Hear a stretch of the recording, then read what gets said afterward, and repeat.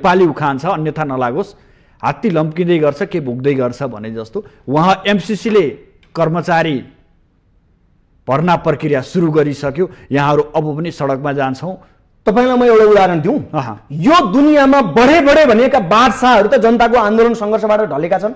नेपालकै तपाईँको चाहिँ 240 वर्षदेखि जरो गाडेर बसेको राज संस्था 10 वर्षको जनयुद्धको जगमा भएको 19 दिनको जनआन्दोलन सहित चाहिँ जुन खालको परिस्थिति निर्माण भयो त्यसले चाहिँ यसलाई हटाइदियो। तपाईँको ढल्यो, राज संस्था ढल्यो। यो दुनियाँमा जनताको ताकतलाई कसैले कम आकलन गर्छ भने त्यो त खरानी भएको छ, त खरानी हुन्छ। त्यसले गर्दाखेरि तपाईँको अहिले उहाँहरू हो आत्मरतिमा उहाँहरू रमाइराख्नु भयो होला। आज ती संसदहरू, भोट हाल्ने संसदहरू भोलि गाउँ छिरेर देखाउँ, यसलाई कार्यान्वयन गरेर देखाउँ। हामी चुनौती दिन चाहन्छौँ, गाउँमा कार्यान्वयन गरेर देखाउँ न। जनताको बिचमा गएर चाहिँ उनीहरूले यो चाहिँ आँट गरून्। तपाईँको यो एमसीसी हामीले पास गरेर ल्यायौँ, तपाईँहरूले यसलाई सस्रो स्वीकारेर कार्यान्वयनमा हामी जाँदैछौँ, तपाईँहरूले यसलाई चाहिँ हामीलाई सहयोग गर्नुहोस्। ल यही कुरो भन्नुहोस् न, जनताले के भन्छन्? आज तपाईँ मजदुरले के भन्छ? तपाईको देश बेचे दलालहरूले भन्छन्। आज किसानले के भन्छन्? देश बेचे दलाल राष्ट्रघातीहरूले भन्छन्। यहाँहरूले यति ठुलो हाउगुजी बनाइदिनु भएको छ, जनता त स्वाभाविक नै भन्ने होइन र? होइन, तपाईँ आज तपाईँ हरेक ठाउँमा जानुहोस्, जनताले प्रश्न बुझेका छन् कि हो केही बिग मिडियाहरूमा आएन तपाईँको चाहिँ यो राष्ट्रघाती एमसीसीको विषयलाई लिएर तपाईँको चाहिँ कतिपय जुन ढङ्गले उहाँहरूले पहल गर्नु पर्थ्यो, त्यो भूमिका निर्वाह गर्नु पर्थ्यो, त्यो निर्वाह गर्न सक्नु भएन, त्यो एउटा बाटो छ। तर आज जनताकोमा तपाईँ जानुहोस्, 50 करोड अमेरिकी डलरमा चाहिँ आज यो मुलुकलाई बेच्ने के लगाउँछ भन्ने कुरोले त यो त्रास हो कि आक्रोश हो?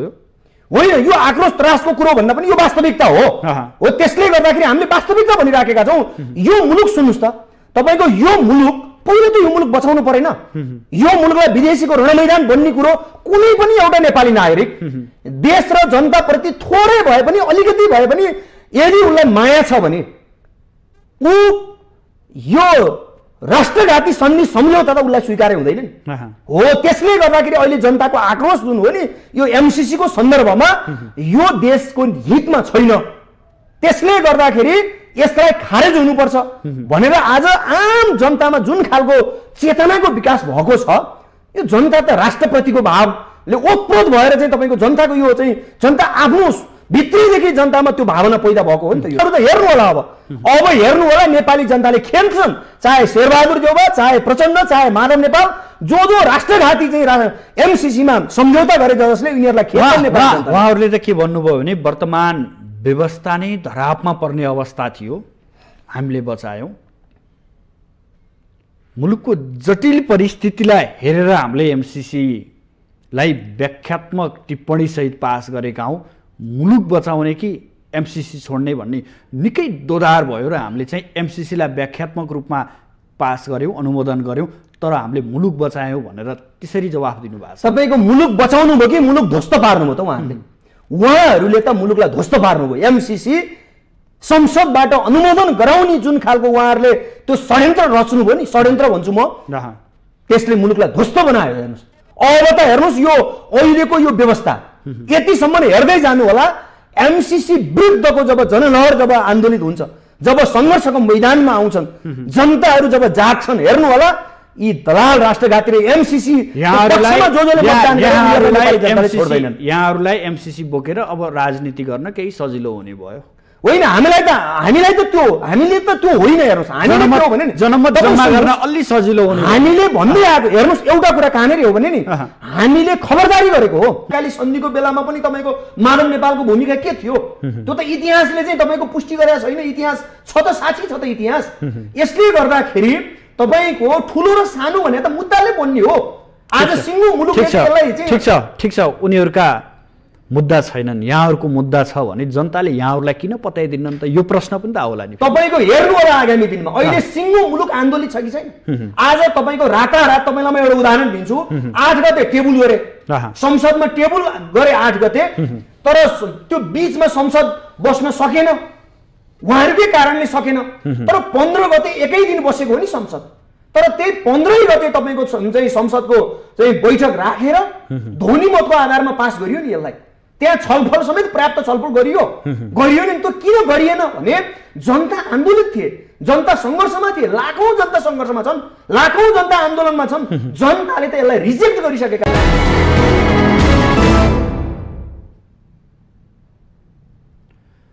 स्वागत छ कार्यक्रम आजको सन्दर्भमा र म सुदर्शन आचार्य। दर्शकबिन, लामो समयको रस्साकस्सी, विवाद, सडकदेखि सदनसम्मको अन्तत्वगत 12 बुँदे व्याख्यात्मक टिप्पणीसहित एमसीसी अनुमोदन। यसले घटाएका घटना र अनुमोदन सँगसँगै दलहरूले पत्रकार सम्मेलन गरेर राखेका पार्टीका आफ्ना विचार र धारणा अब मुलुक र समग्र जनताको पक्षमा एमसीसी हो या होइन, यो भोलिको दिनले देखाउला। यद्यपि अमेरिकाले स्वागत गरिसकेको अवस्था छ। विरोधका स्वरहरू अझै पनि कायम छन्। गठबन्धन भित्रै विमतिका स्वरसहित अनुमोदन हुँदै गर्दा एमाले रमिते बनेको दृश्य देख्यौँ। अर्कोतर्फ स्वयं सत्ता गठबन्धन भित्रै रहेको एउटा दलले गठबन्धन त्यागेर बाहिर निस्क्यो र अन्य बाहिर रहेका राजनीतिक दलसँग सँगै सङ्घर्ष गर्ने घोषणा गर्यो। अनेक कोण छन् र अनेक तर्फबाट यसलाई व्याख्या र विश्लेषण गर्न सकिन्छ। यद्यपि एमसीसी राष्ट्रहितको पक्षमा हो या होइन, यो विगतले देखाउनेछ र यसभित्र भएका सहमतिका बुदाले भोलि प्रष्ट पार्नेछ। आज हामी मूलतः यी विषय उठान गर्नेछौँ, लगायत वर्तमान परिस्थिति, आगामी दलीय व्यवस्था र दलहरू, समग्र मुलुकको अवस्था र जनताको चेतना, यो विषय मूल विषयको रूपमा आज हुन्छ। र यसका लागि आज हामीसँग हुनुहुन्छ नेकपा क्रान्तिकारी माओवादीका नेता हरिकृष्ण गजुरेल। आउनुहोस् आजका अतिथिलाई स्वागत गरौँ। स्वागत छ यहाँलाई माउन्टेन टेलिभिजन। हजुर, धन्यवाद। सुरुमा यहाँहरूकै पत्रकार सम्मेलन केही बेर अगाडि सम्पन्न भयो।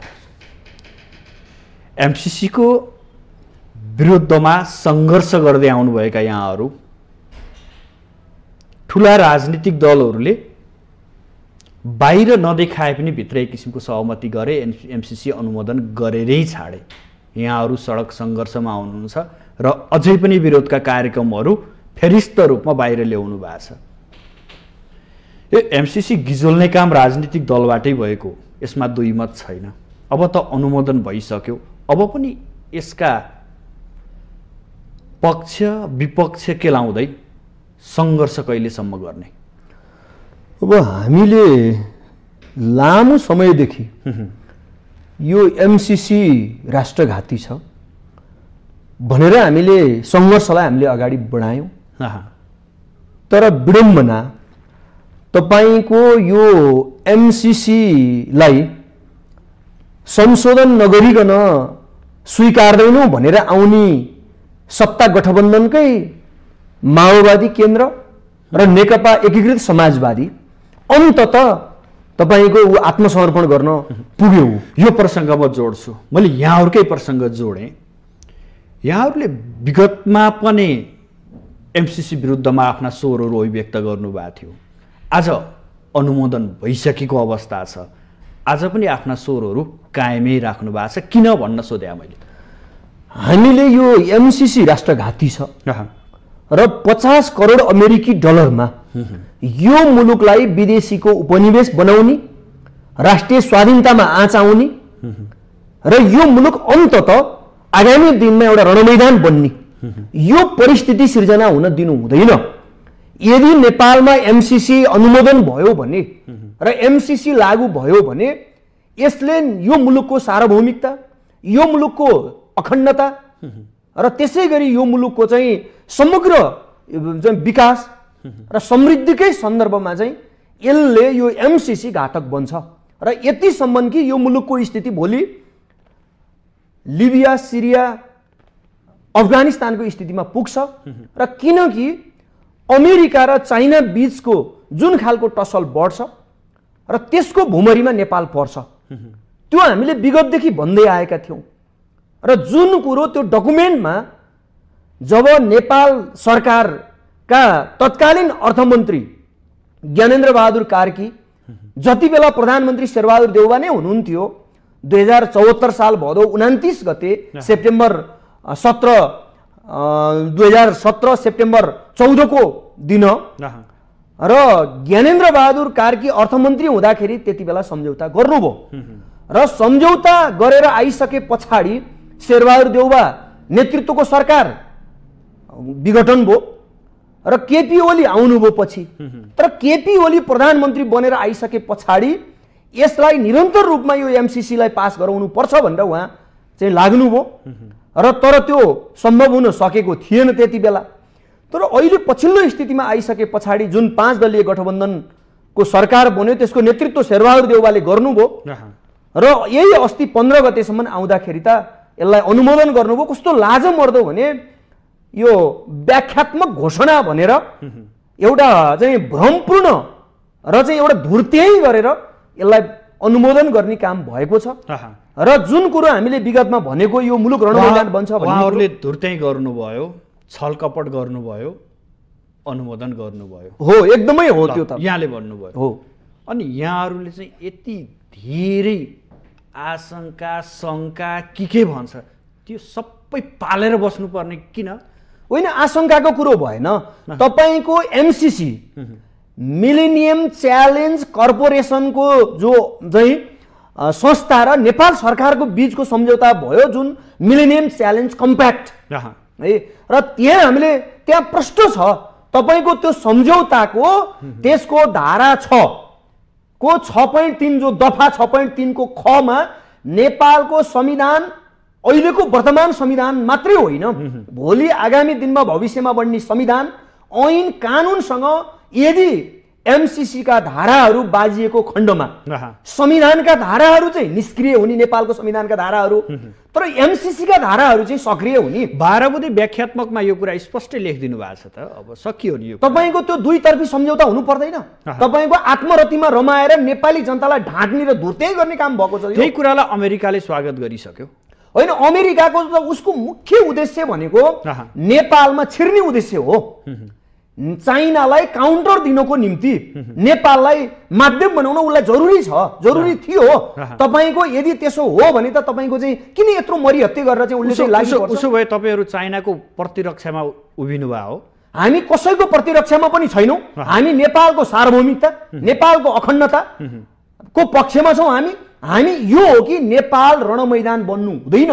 तपाईको अस्ति यही गत शुक्रबार तपाईको आएन ट्वीट चाहिँ अमेरिकाको राजदूतले ट्वीट गरिसके पछाडि चाइनाको विदेश विभागको प्रवक्ताको चाहिँ प्रतिक्रिया आएन र त्यस पछाडि फेरि चाइनाको विदेश मन्त्रालयको चाहिँ प्रतिक्रिया पनि आइसकेको छ। यसले के देखिन्छ भन्नुलाई भने अमेरिका र चाइना बीचको टसल पर्दाखेरि त नेपाल रणमैदान बन्ने हो नि। हाम्रो चिन्ता यहाँनेरि हो, हाम्रो आफ्नो चिन्ता हो 50 करोड अमेरिकी डलरमा यो मुलुकलाई रणमैदान बनाउन पाइन्छ, यो मुलुकलाई विदेशीको चाहिँ उपनिवेश बनाउन पाइन्छ। तर फेरि जनताले पत्याएर सबैभन्दा ठुलो पार्टी बनेका, सबैभन्दा संख्यात्मक रूपले, गुणात्मक रूपले, वैचारिक रूपले आफ्ना भातृ संगठनहरू बनाएका, जनताहरू आफ्नो पक्षमा समेटेका ती राजनीतिक दलहरूले एमसीसी पास गर्दै गर्दा तपाईहरु सानो सानो समूहले एमसीसी को विरोध गरेर रोकियो र आजको दिनमा भने क्या? तपाई हेर्नुस्, ठुलो र सानो भनेको मुद्दाले हो क्या? यिनीहरू त विचारविहीन छन् नि त। तपाईको आज कांग्रेसको कुरा गर्नुहुन्छ, कांग्रेसको के विचार छ? विचार छ, सिद्धान्तनिष्ठ छ कांग्रेसको। तपाईको माओवादी केन्द्रको कुरा गर्नुहुन्छ, एमालेको माधव नेपालको कुरा गर्नुहुन्छ भने हिजो महाकाली सन्धिको बेलामा पनि तपाईको माधव नेपालको भूमिका के थियो? त्यो त इतिहासले चाहिँ तपाईको पुष्टि गरेको छैन। इतिहास छ त, साँच्चै छ त इतिहास। यसले गर्दाखेरि तपाईको ठुलो र सानो भने त मुद्दाले बन्ने हो।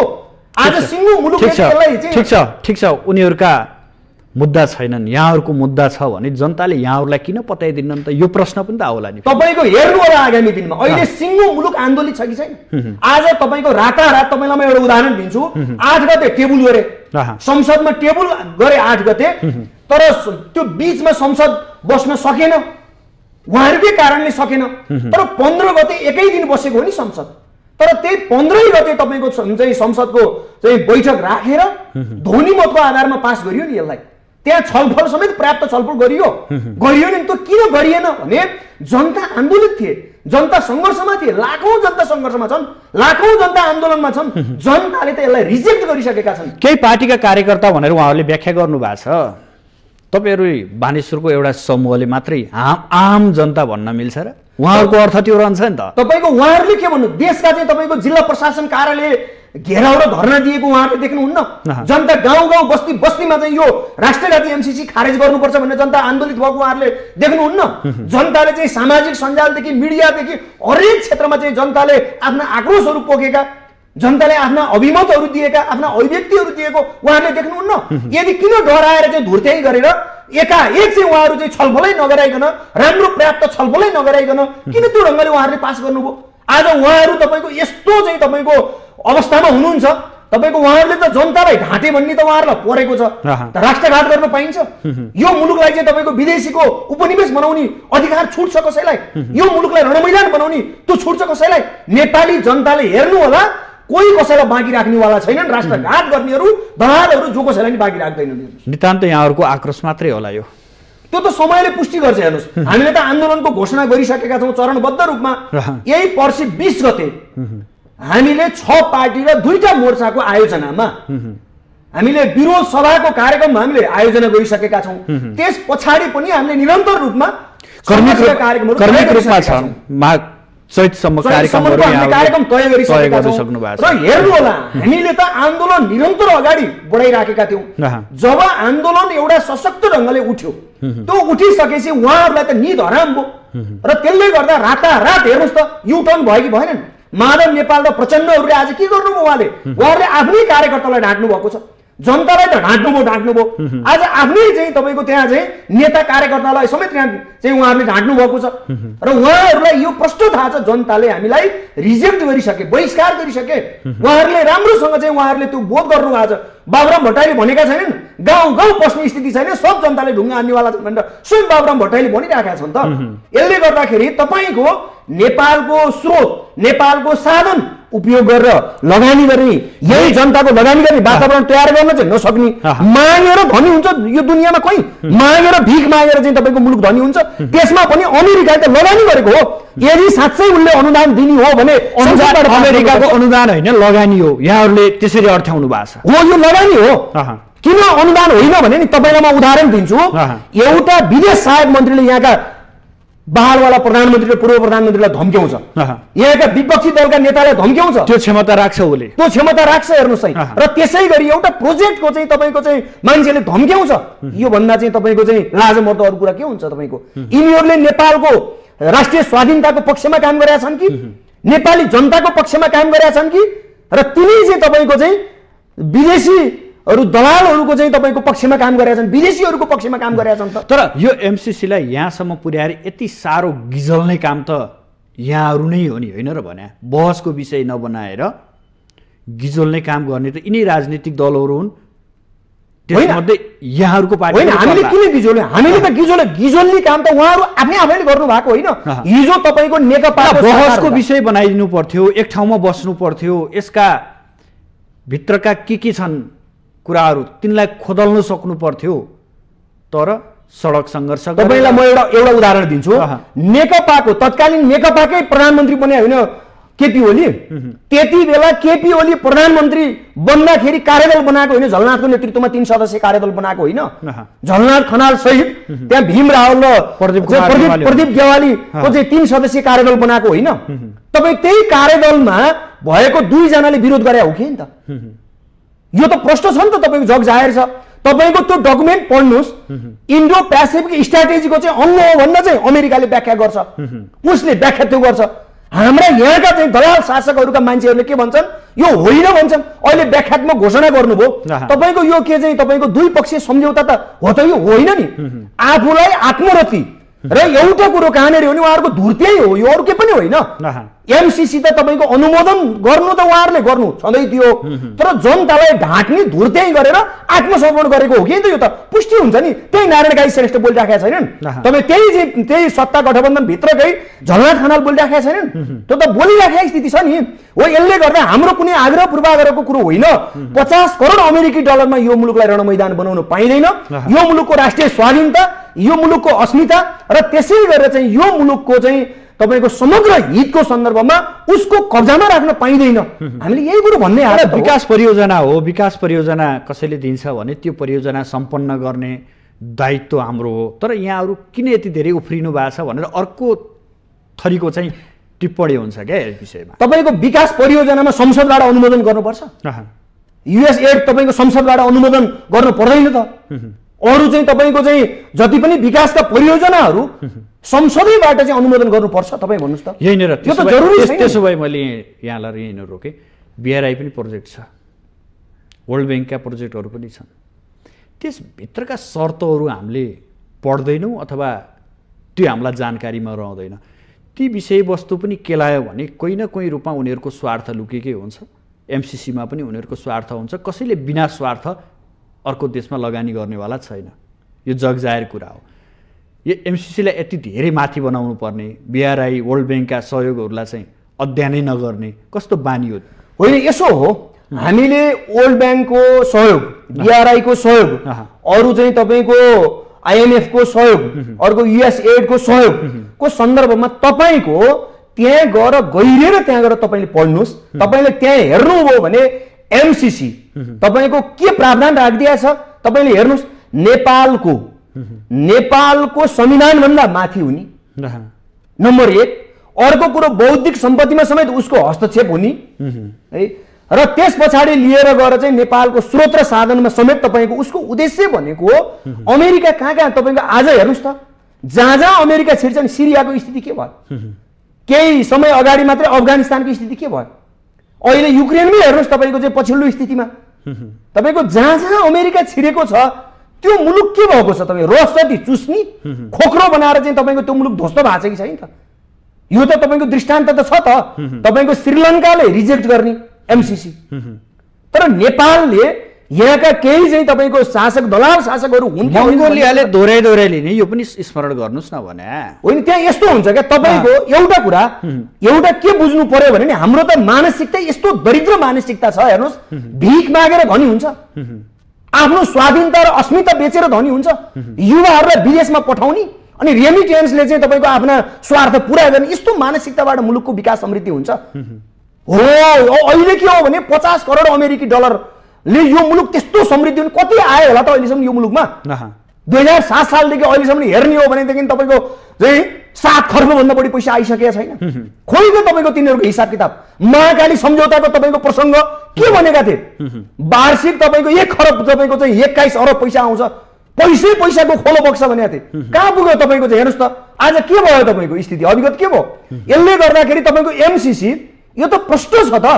तपाईँ यहाँ एउटा के हो भने यहाँका केही बुद्धिजीवी विद्वान भनिएकाहरूलाई त यस्तो व्याख्या र यस्तो कुतर्क गरिराखेका छन्, यो विकास परियोजना हो, यो विकासको निम्ति हो, समृद्धिको निम्ति हो भनेर उहाँहरूले जो भनिराख्नु भएको छ नि, होला केही मान्छेहरूको निम्ति त पैसा कमाउने माध्यम बन्छ। आज अरबौँ रुपियाँ खर्च भएको छ कि छैन त, भइसकेको छ नि पैसा, जग्गाहरू हडपिया स्थिति छ। एमसीएको नाममा त करोडौं हो, एमसीएको नामबाट तपाईँको आज अरबौँ पैसा खर्च भइसकेको छ। अझ जनतालाई के भनिराखेको छ भने एमसीसी विकासको प्रोजेक्ट हो, तर यसलाई चाहिँ तपाईँको जसले बुझ्दैनन् पुरै गिजोल्ने, पुरै यसको विरोध गर्ने गर्छन्। 50 करोड अमेरिकी डलरमा चाहिँ तपाईँको मुलुक बेच्न पाइन्छ। त्यसो भए यहाँ त अर्को यस्तो चाहिँ तपाईँको तर्क पनि गरिन्छ, अब प्रधानमन्त्रीले चाहिँ सबै पढेको, अरू कसैले पनि नपढेको। त्यहाँ यतिसम्म त्यही भीम रावलको जो तर्क आइराखेको छ नि, भीम रावलले चाहिँ जो मान्छे कार्यदलमै हुनुहुन्थ्यो उहाँ आज तपाईँको यही संसदमा चाहिँ तपाईँको जो 15 गते पास हुने दिन पनि उहाँ त जोरदार ढङ्गले उहाँले त्यहाँ आफ्नो अभियोग प्रकट गर्नुभयो, विरोधमा उत्रिनुभयो। अहिले पनि उहाँ विरोधमा हुनुहुन्छ र त्यसो भएको कारणले गर्दाखेरि उहाँहरू के भनिराख्नु भएको छ, केही मान्छेहरू शेरबहादुर देउवाहरू लगायत तपाईँको यो तपाईँको चाहिँ अरूले चाहिँ पढ्दै नपढेको, तर उहाँहरूले मात्रै पढेको, यस्ता कुतर्कहरू पनि गरिराख्नु भएको छ। अर्को कुरो प्रचण्डको कुरो तपाईँले सुन्नु भएको छ कि छैन? तपाईँको अहिले माधव नेपालको संसद जोगाइदिनको लागि र सभामुख जोगाइदिनको लागि एमसीसीलाई पास गराउनको निम्ति चाहिँ म चाहिँ बाध्य भए भन्ने कोडबाट उहाँले किन भनिराख्नु भएको? लगभग सबै पार्टीका शीर्ष तहका नेताहरूले पत्रकार सम्मेलन नै गरे। आफ्नो तर्क र व्याख्या विश्लेषण एमसीसीलाई पार्टीलाई बचाउ गर्न प्रयास गरिरहेको अवस्था छ। यहाँसम्म कि प्रमुख प्रतिपक्ष र संसदको सबैभन्दा ठुलो दल नेकपा एमाले एमसीसीलाई कसरी ल्यान्डिङ गर्यो भन्ने कुरा पनि यहाँले राम्रोसँग अध्ययन गर्नुभयो होला। यसै बिचमा यहाँहरूले पनि पत्रकार सम्मेलन गर्नुभयो। उनीहरूले सेफ ल्यान्डिङ गर्दै गर्दा यहाँहरूले विरोधका कार्यक्रमहरू र सडक प्रदर्शनका कार्यक्रमहरू अगाडि सार्नु भएको छ। एउटा नेपाली उखान छ, अन्यथा नलागोस्, हात्ती लम्किँदै गर्छ के भुक्दै गर्छ भने जस्तो उहाँ एमसीसीले कर्मचारी भर्ना प्रक्रिया सुरु गरिसक्यो। यहाँहरू अब पनि सडकमा जान्छौँ। तपाईँलाई म एउटा उदाहरण दिउँ। यो दुनियाँमा बढे भनेका बादशाहहरू त जनताको आन्दोलन सङ्घर्षबाट ढलेका छन्। नेपालकै तपाईँको चाहिँ 240 वर्षदेखि जरो गाडेर बसेको राज संस्था 10 वर्षको जनयुद्धको जगमा भएको 19 दिनको जनआन्दोलन सहित चाहिँ जुन खालको परिस्थिति निर्माण भयो त्यसले चाहिँ यसलाई हटाइदियो। तपाईँको ढल्यो, राज संस्था ढल्यो। यो दुनियाँमा जनताको ताकतलाई कसैले कम आकलन गर्छ भने त्यो त खरानी भएको छ, त खरानी हुन्छ। त्यसले गर्दाखेरि तपाईँको अहिले उहाँहरूलाई हो आत्मरतिमा उहाँहरू रमाइराख्नु भयो होला। आज ती संसदहरू, भोट हाल्ने संसदहरू भोलि गाउँ छिरेर देखाउँ, यसलाई कार्यान्वयन गरेर देखाउँ। हामी चुनौती दिन चाहन्छौँ। गाउँमा कार्यान्वयन गरेर देखाउँ न। जनताको बिचमा गएर चाहिँ उनीहरूले यो चाहिँ आँट गरौँ। तपाईँको यो एमसीसी हामीले पास गरेर ल्यायौँ, तपाईहरुले यसलाई सोच र स्वीकार कार्यान्वयनमा हामी जाँदैछौँ, तपाईहरुले यसलाई चाहिँ हामीलाई सहयोग गर्नुस्। ल यही कुरो भन्नुस् न, जनताले के भन्छन्? आज तपाई मजदुरले के भन्छ? तपाईको देश बेचे दलालहरूले भन्छन्।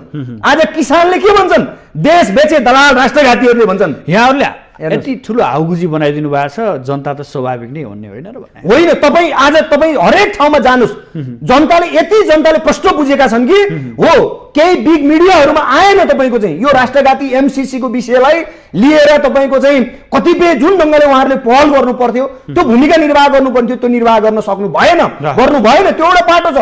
तर आज जनताकोमा तपाईँ जानुस्, 50 करोड अमेरिकी डलरमा चाहिँ आज यो मुलुकलाई बेच्ने, यो मुलुकलाई चाहिँ आज ध्वस्त बनाउने, यो मुलुकलाई चाहिँ सिरिया र लिबिया बनाउने यो छुट छ। त्यस कारणले त यिनीहरूलाई खेल्नुपर्छ।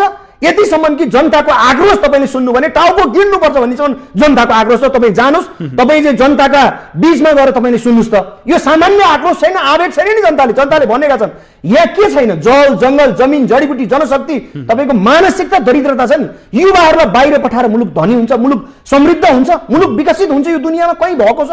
यो त छैन नि। हाम्रो स्रोत र साधन कौडीको भावमा विदेशीलाई बेच्ने अनि मुलुकको समृद्धिको कुरा गर्ने त्यसरी सम्भव छ? यो त सम्भव छैन नि। अनि हामीसँग भएका अथाह स्रोत र साधन छ, त्यसको उपयोग नगर्ने अनि मागेको भरमा तपाईँको धनी हुने, यो त अरू केही पनि होइन, कमिसनको चक्कर हो। तपाईँको योभन्दा ठुलो रकम एनसेलको रकम चाहिँ कर उठाउन कमिसनको चक्कर हो या राजनीतिको खिचतानी हो? होइन, उनीहरूको एउटा चाहिँ कमिसनको चक्कर पनि छँदैछ। र अर्को कुरो भनेको चाहिँ यिनीहरूले के चाहिँ भ्रम सिर्जना गरे भने यदि एमसीसी हामीले रिजेक्ट गर्यौं भने विदेशबाट आउने अरू कुनै पनि अनुदान आउँदैन भन्ने उनीहरूले अनावश्यक भ्रम पनि सिर्जना गरे है। र साथसाथै तपाईको के सम्बन्ध भन्ने भने यो चाहिँ अब बिजुली र जो बाटोको लागि नै खर्च गर्ने हो। त्यसो भएको हुँदाखेरि यो चाहिँ नेपालको विकासको निम्ति, यो नेपालको समृद्धिको निम्ति हो भनेर एउटा भ्रम सिर्जना गरे। तपाईको हेर्नुस् त, तपाईको आज कति ठुलो रकम हो र? 50 करोड अमेरिकी डलर होइन, ठुलो रकम हो त यो। यो भन्दा ठुलो रकम त तपाईको एनसेलको कर उठाउन बाँकी छ, कोही उठाएको? तपाईको चाहिँ तपाईको अरू बगौता रकमहरू उठाउन बाँकी छ, कोही उठाएको? त्यो त तिर चाहिँ कतैपट्टि पनि नजाने।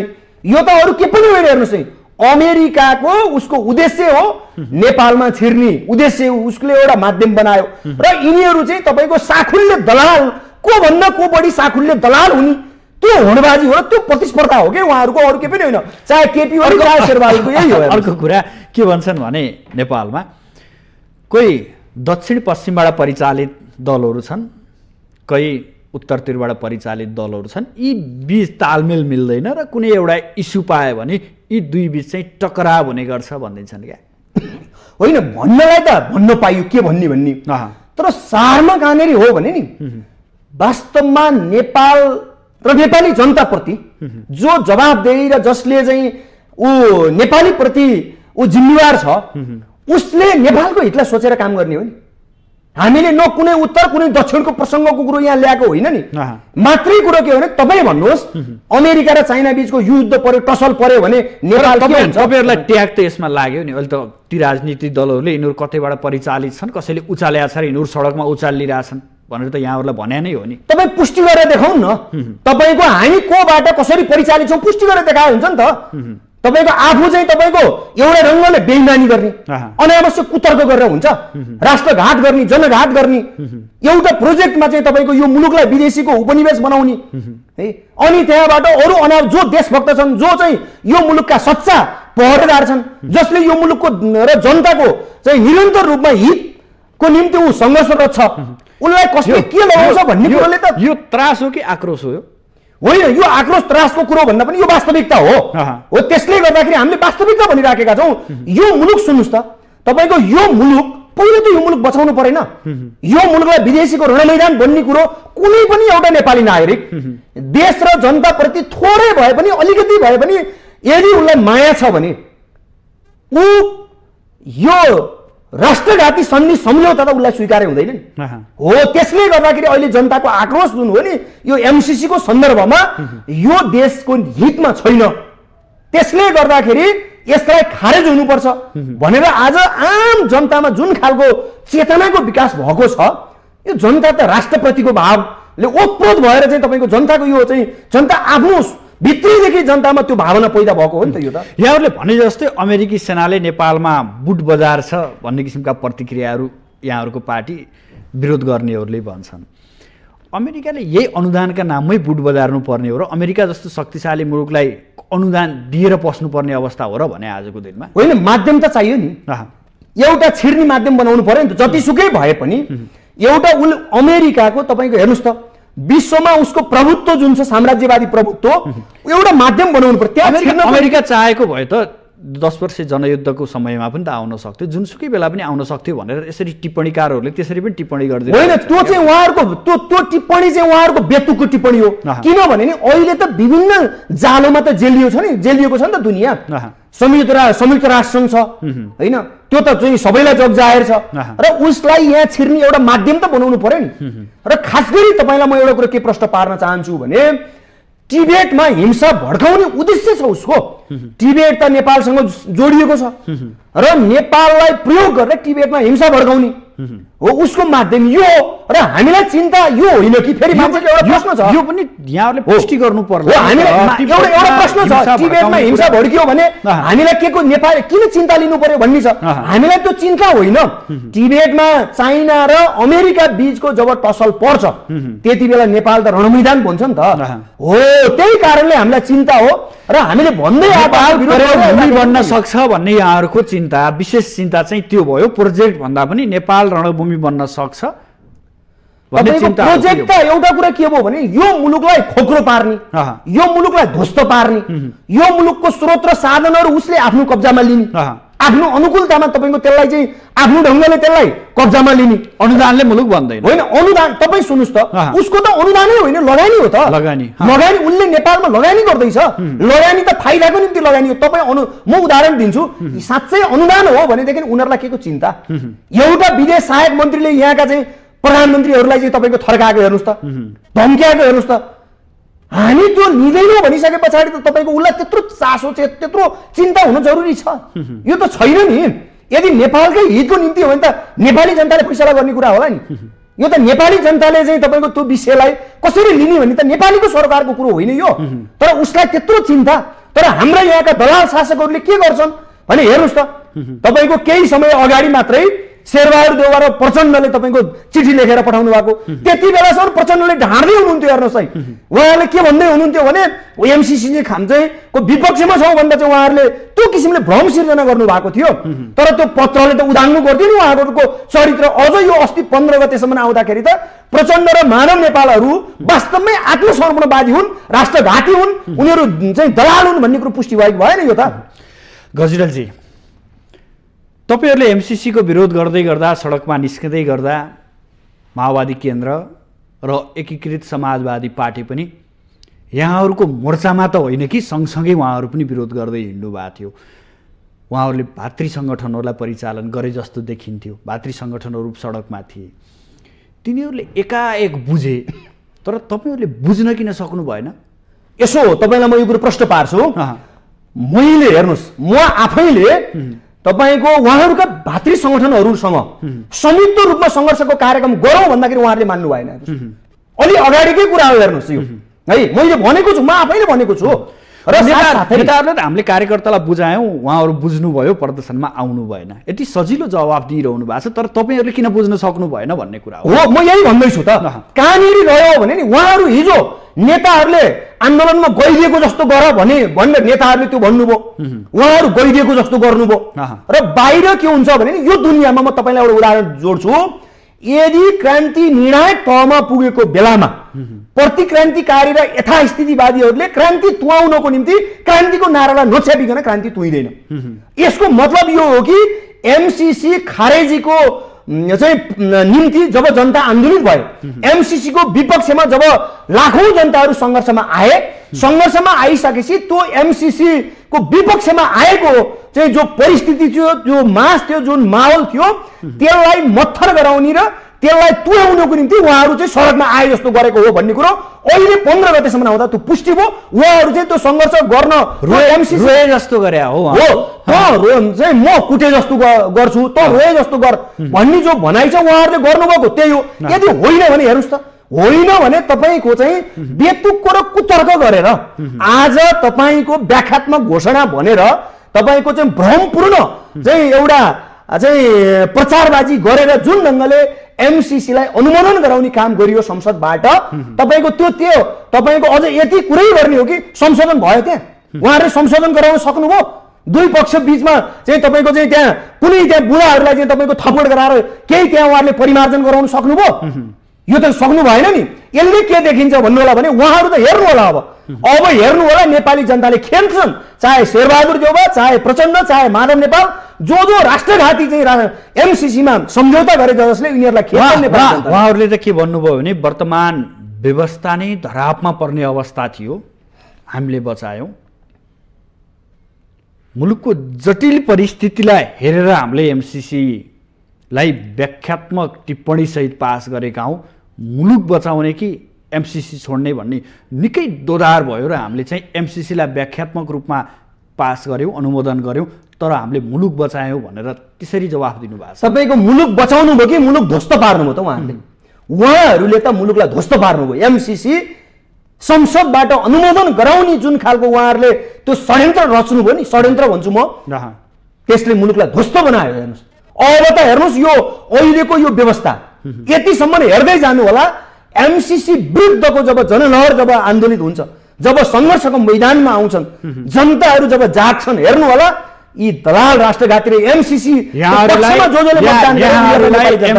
यहाँहरूलाई एमसीसी बोकेर अब राजनीति गर्न केही सजिलो हुने भयो। होइन, हामीले त त्यो होइन। हेर्नुहोस् जनमत जम्मा गर्न अलि सजिलो हुने हामीले भन्दै आएको। हेर्नुहोस् एउटा कुरा कहाँनिर हो भने नि हामीले खबरदारी गरेको हो, राष्ट्रघाती काम नगर, राष्ट्रघाती काम चाहिँ गर्नु हुँदैन भन्ने हामीले उहाँहरूलाई खबरदारी गरे हो नि।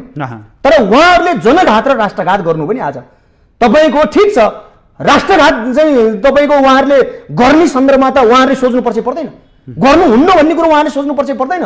उहाँहरूले एनसेलको कर उठाउन नसक्नेहरू, यहाँका चाहिँ तपाईँको भ्रष्टाचारीहरूलाई तह लगाउन नसक्नेहरू, दलाल र तस्करहरूलाई तह लगाउन नसक्नेहरू, माफियाहरूलाई तह लगाउन नसक्नेहरू तपाईँको आज हेर्नुहोस् त अभिगत तपाईँको। तर राष्ट्रघाती एमसीसी सम्झौतालाई अनुमोदन गराउनुहुन्छ उहाँहरू विदेशीको चाहिँ त्यो धम्की थेक्न सक्नु भएन उहाँहरूले। तपाईँको हेर्नुहोस् त आज मुलुकको अभिगतकै कुरा गर्नुहुन्छ भने यो मुलुक कसरी चलाएको छ? केही माफियाहरूले यो मुलुकका चाहिँ शासकहरूलाई चलाइरहेका छन् आज। यो त प्रश्न छ नि। तपाईँलाई उदाहरणै दिनु पऱ्यो पनि म उदाहरण दिन्छु। तपाईँको एउटा यही मेडिकल क्षेत्रको जुन खालको विकृति विसङ्गतिको विषयमा आन्दोलन भयो र आन्दोलन हुँदाखेरि यहाँका शिक्षा मन्त्री र यहाँका गृहमन्त्रीले चाहिँ तपाईँको कारवाही गरेर देखाउन सके, यो त पुष्टि छ। हेर्नुहोस् है, हो त्यसो हुँदाखेरि के छ त यहाँको स्थिति भन्ने कुरो त यो जगजाहेर छैन हो। त्यसले गर्दाखेरि आफ्नो देशको स्वाधीनता बचाउन नसक्नेहरूले, आफ्नो देशका जनताको संरक्षण गर्न नसक्नेहरूले, जनताको जीवदानको संरक्षण गर्न नसक्नेहरूले यो मुलुकको चाहिँ हामी शासन गर्छौँ भनेर उनीहरू कति टिक्ने क्या? यो त टिक्दैन नि त। हजुरजी यहाँले अलि पेचिलो रूपमा माओवादी केन्द्र र समाजवादीका नेताहरूप्रति लक्षित यहाँको अभिव्यक्ति देखियो। कङ्ग्रेसप्रति यहाँले कम मात्रामा आफ्नो अभिव्यक्तिमा प्रसङ्ग उठाउनु भयो। यहाँले प्रमुख प्रतिपक्षीको भूमिकालाई चाहिँ कसरी केलाउनु भयो? अब हामीले खास गरी किनभने मैले जो कुरा अहिले राखेँ, माओवादी केन्द्र र नेकपा एकीकृत समाजवादीले यसलाई एमसीसीलाई अनुमोदन गर्दैनौ भन्ने उहाँहरूले आफूलाई कम्युनिस्ट भन्छन्, यहाँहरू कम्युनिस्ट हो, यो हिसाबले यहाँले अलि धेरै चर्चा गर्नुभयो। उहाँहरूले कमसे कम उहाँहरूले राष्ट्रघाती एमसीसी हो, त्यसो भएको कारणले यसलाई अनुमोदन गर्नु हुँदैन भनेर उहाँहरूले अन्तिम अवस्थासम्म आफूलाई दर्ज गर्लान् भनेर हामीले सोचेका थियौँ अघिल्ला दिनसम्म। म तपाईँलाई उदाहरण दिन्छु। नेपाली कङ्ग्रेसको सन्दर्भमा कुरा गर्ने हो भने ऊ त तपाईँको चाहिँ ऊ त विदेशीको दलालै हो त। तपाईँको नेपाली कङ्ग्रेसको के कुरा गर्नुहुन्छ तपाईँ? नेपाली कङ्ग्रेसलाई त तपाईँको देश चाहिँ तपाईँको हिजो तपाईँको महाकाली कसको पालामा बेचियो? प्रधानमन्त्री शेरबहादुर देउबै थिए होइन? त्यसो हुँदाखेरि चाहिँ तपाईँको गण्डक बेचियो, कोशी बेचियो होइन? त्यसो भएको कारणले नेपाली कङ्ग्रेस त तपाईँको उसको चरित्रै त्यही हो। उसको चरित्रै विदेशीको दलाली गर्ने, साम्राज्यवादीहरूको चाहिँ साखुल्ली बन्ने दलाली गर्ने हो। उसको केपी ओलीको सन्दर्भमा जाँदाखेरि केपी ओली हिजो प्रधानमन्त्री हुँदाखेरि एमसीसीलाई पास गराउनु पर्छ भनेर मोरिहत्ते गरेर लागेको त हो नि। अहिले पनि तपाईँको एमाले एमसीसीको पक्षमा होइन र एमसीसीको पक्षमा उसलाई चिन्ता कहाँ परेको छ भने उसलाई अर्को चिन्ता छ। हेर्नुहोस् है, उसले चाहिँ गठबन्धन फुटाएर चाहिँ कङ्ग्रेस र एमाले मिलेर एमसीसी अनुमोदन गराउन खोजेको थियो एमाले, तर चाहिँ गठबन्धनमा भएका माधव नेपाल र प्रचण्डहरू चाहिँ अब चाहिँ तपाईँको फेरि केपी ओली र शेरबहादुर मिल्ने भए भनेर उहाँहरू चाहिँ अब विभिन्न बहाना र विभिन्न चाहिँ तपाईँको भ्रमपूर्ण ढङ्गले एउटा प्रचारबाजी गरेर उहाँहरू नै अझ केपी ओली भन्दा नि अझ चाहिँ अगाडि पुग्नुभयो उहाँ। र केपी ओलीलाई त चिन्ता के छ भने एमसीसीको पक्षमा हस्ताक्षर गर्न पाइएन भन्ने चिन्ता छ उहाँहरू। उहाँ त पक्षमै हो त हो, त्यसले गर्दाखेरि एमाले एमसीसीको पक्षमा होइन भन्ने त प्रश्नै भएन। उहाँ एमाले त तपाईँको ऊ एमसीसीको पक्षमा हो। एमाले यो मुलुकको समृद्धि हिजो ओली प्रधानमन्त्री हुँदाखेरि के भनिएको थियो? विकास र समृद्धिको कुरा गरिएको थियो नि, सुखी नेपाली समृद्ध नेपालका कुरा थिए। तर के भयो त अभिगत? हेर्नुहोस् त तपाईँको सबै ठाउँमा भ्रष्टाचारै भ्रष्टाचार छ, दलालीकरण, तस्करीकरण, माफियाकरण छ सबैतिर। तपाईँको पुरै राष्ट्रघात र जनघात भन्दा अरू के गर्थे केपी ओलीले? हो, त्यसले गर्दाखेरि यहाँ के भयो भने प्रधानमन्त्री त फेरिए तर राष्ट्रघात र जनघात भन्दा अरू केही पनि भएनन्। त्यसले गर्दाखेरि अब व्यवस्था फेरियो, प्रवृत्ति फेरिएन। तर अब व्यवस्था बदलिनु जरुरी छ क्या। तर यहाँ त के भयो भन्नुलाई भने नि त्यो पुरानै व्यवस्थामा व्यक्ति त्यहाँ गएर चाहिँ त्यही व्यवस्थामा गएर उनीहरू व्यक्ति चाहिँ कस्तो भइदिए भन्नुलाई भने जसले व्यवस्था बदल्नको निम्ति नेतृत्व गरेर सङ्घर्ष गरेर आएका थिए आफू त्यही बदलिनु पुगे क्या। प्रचण्ड जनयुद्धको नायक होइन, जनयुद्धको नायक अन्ततः तपाईँको जनयुद्धको खलनायकमा रूपान्तरण भए ताकि प्रतिक्रान्तिकारी कित्ताको उनी नायकमा बदलिन पुगे प्रचण्डको सन्दर्भमा। र अहिले तपाईँको यही ढङ्गले अब जाने हो भने अब यो सरकार, यो सत्ता र यो व्यवस्था धेरै लामो टिक्नेवाला छैन। किनकि अब नेपाली जनता सचेत भइसकेका छन्, जनता आन्दोलित भइसकेका छन्, जनताले राम्रो बुझेका छन्। यिनीहरू भनेको के भयो, एउटा हड्डीमा त्यहाँ चाहिँ 20-30 कुकुरहरूले चाहिँ लुछाचुडी गरेर त्यो मासु खानको लागि झम्टा-झम्टी गरे जस्तै प्रधानमन्त्री र मन्त्रीको लागि झम्टा-झम्टी एउटा मासुको चाहिँ टुक्रोमा सबैको कुकुरहरूको झम्टा-झम्टी जस्तो देखिन्छ। स्वार्थको लडाईँ हो, त्यही त्यो भन्दा अरू त केही देखिन्न।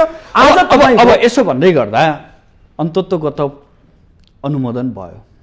यो तपाईँले पनि स्वीकार्नुपर्छ, हामीले पनि स्वीकार्नुपर्छ, आम जनताले स्वीकार्नुपर्छ। किनभने जनताले पठाएका जनप्रतिनिधिबाट अनुमोदित भयो भन्ने कुराहरू आम सन्देशको रूपमा बाहिर गइसकेको अवस्था छ। अब कार्यान्वयनको पाटो अगाडि बढ्दै गर्दा अब यो प्रोजेक्टलाई समयमै सम्पन्न गर्नुपर्छ। अब यसमा केही तलमाथि गरिनुहुन्न भनेर त्यतातर्फ यसो ध्यान दिने कि अझै पनि एमसीसी चाहिँदैन भनेर अझै पनि सङ्घर्ष गरिराख्ने? होइन, सङ्घर्ष त तपाईँको देशको हितमा नभएको कुरा जुन राष्ट्रघात तर गरिसके, माने यहाँहरूको भाषामा गरिसके यो काम। अब अगाडि बढ्ने कुरालाई त छिटै सम्पन्न गरेर जाओ भनेर पठाइदिनु। मुलुक र जनताको हितको निम्ति यो एमसीसीलाई कुनै पनि हालतमा कार्यान्वयन हुन दिनु हुँदैन। यसलाई खारेजै गर्न जरुरी छ, खारेजै गर्नुपर्छ। त्यसको लागि थप सशक्त आन्दोलन र सशक्त सङ्घर्षको जरुरी छ, अपरिहार्यता छ। हामी निरन्तर सङ्घर्षलाई अगाडि लान्छौँ। र यतिसम्म पारित गर्नै दिनुहुन्न भन्ने यहाँहरू अब कार्यान्वयन गर्न दिनुहुन्न भन्ने चरणमा आइपुग्नु हो। हामी कार्यान्वयन त फिल्डमा गएर कार्यान्वयन गर्नु पर्यो, तर नेपाली जनताले कार्यान्वयन गर्न दिँदैनन्। केही दलाल संसदहरू र दलाल शासकहरूले आज तपाईँको हस्ताक्षर गर्दैमा, यो मुलुकलाई चाहिँ विदेशीको पाउमा सुम्पिँदैमा, यो मुलुकको राष्ट्रिय अखण्डतामा चाहिँ तपाईँको चाहिँ विदेशीको त्यहाँ हैकम जमाउनको निम्ति स्वामित्व दिँदैमा नेपाली जनताले मान्नुपर्छ भन्ने छ, नेपाली जनताले त अनुमोदन गर्नुपर्छ भन्ने छ। नेपाली जनताले त खारेज गरिसकेको छ यसलाई। हो, त्यसले गर्दाखेरि यी दलाल र शासकहरूलाई समेत नेपाली जनताले खारेज गर्नेवाला छन्। नेपाली जनताको आन्दोलन तपाईँले यसो भन्दै गर्दा आगामी वैशाखको 30मा स्थानीय तहको निर्वाचनको मिति तय भइसकेको छ। अब राजनीतिक दलहरू मुख्य आफूलाई राजनीतिक गर्ने, त्यसमा हामी नै सर्वशक्तिमान हौँ भन्नेहरू अब निर्वाचनतर्फ ध्यान केन्द्रित गर्न त्यतातर्फ जाँदैछन्। अब यहाँहरूकै पार्टी त संसदीय व्यवस्था नै नमानेर अगाडि बढिरहेको पार्टी भयो। अब उनीहरूको ध्यान निर्वाचनतर्फ हुन्छ, यहाँहरू अझै पनि एमसिसी भन्दै बस्दै गर्ने होइन। हामीले त राष्ट्रघाती कुनै पनि सन्धि सम्झौतालाई स्वीकार्दैनौँ भन्ने मान्यता अनुरूप हामी त निरन्तर हामी अगाडि बढिराखेका छौँ। र अहिले प्रसङ्ग एमसिसीको आयो र यो एमसिसी राष्ट्रघाती छ, त्यसकारण यो कदापि नेपाली जनतालाई स्वीकार्य छैन भनेर हामी निरन्तर आन्दोलित छौँ। तर एउटा कुरा तपाईँले के बुझ्नु जरुरी छ भने यो दुनियाँमा ठुला ठुला बादशाह भनिएकाहरू त जनताको आन्दोलनबाट ध्वस्त भएका छन्। यो भन्दैमा तपाईँहरू संसदीय व्यवस्थाबाट बाहिर रहने पार्टी यही संसदीय व्यवस्थामै घुलमिल भएका समूहसँग किन मिसिएर हिँड्नु भएको छ भन्ने प्रश्न पनि उठ्ला नि।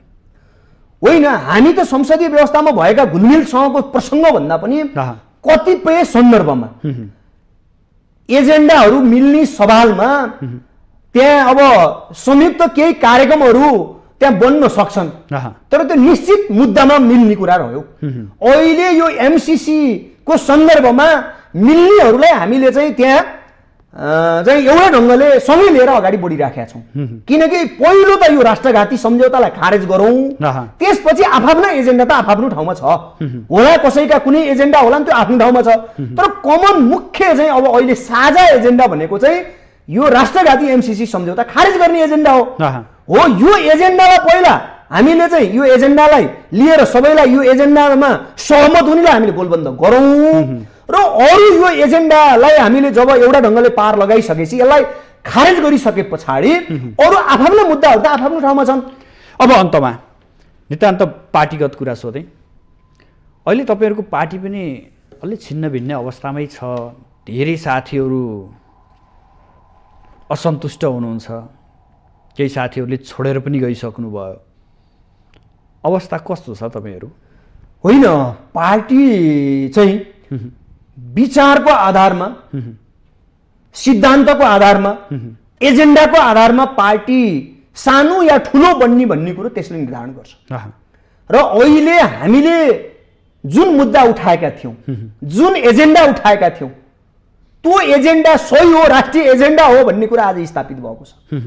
र हामीले तर धेरै साथीहरूले साथ छोड्नु भएको छ। होइन, यसो हुन्छ, अब धेरै मान्छेहरू हेर्नुहोस्, सिङ्गो मुलुक अब किताकाट हुन्छ। एउटा एमसिसी को पक्षधरहरूको हुन्छ, अर्को एमसिसी का विपक्षीहरूको हुन्छ, तर राष्ट्रघाती एमसिसी को चाहिँ जो खारेजीको आन्दोलनमा छन् उनीहरूलाई हामीले एउटै साङ्लोमा हामीले आन्दोलनको एउटै मोर्चामा हामी ल्याउँछौँ। अझै पनि यहाँहरू एमसिसी कै विरुद्धमा सङ्घर्षमा जानुहुन्छ, जनतालाई बुझाउनु, सङ्घर्षलाई हामीले निरन्तर दिनुहुन्छ, सङ्घर्षलाई सशक्त बनाएर लैजान्छौँ, निरन्तर लैजान्छौँ। आम जनतालाई एमसिसी राष्ट्रघाती हो भन्ने हामीले चाहिँ एउटा जनजागरण हामीले पैदा गर्छौँ र आम जनतालाई हामीले सङ्घर्षमा उतार्दै यतिसम्म कि हामीले आम जनतालाई अपिल पनि गरिराखेका छौँ र म अपिल पनि गर्छु, पहिला देश जोगाउँ, त्यसपछि अरू छलफल पछि गरौँला। हस्, निर्धारित समय सक्यो, आइदिनु भयो, आफ्ना विचार अभिव्यक्त गरिदिनु भयो, यहाँलाई विशेष आभार। हस्, धन्यवाद। हाम्रो जो विषय राख्ने अवसर दिनुभयो त्यसको लागि धेरै धेरै धन्यवाद। दर्शक पनि हामीसँग हुनुहुन्थ्यो नेकपा क्रान्तिकारी माओवादीका नेता हरेकृष्ण गजुरेल। उहाँसँग समग्रमा एमसिसीले निम्त्याएका विभिन्न पाटोहरू र वर्तमान राजनीतिक दल यिनै विषय केन्द्रित रहेर छलफल गऱ्यौँ। भोलि फरक विषयवस्तु र फरक अतिथिका साथ उपस्थित हुनेछु। आजलाई भने बिदा दिनुहोस्, नमस्कार।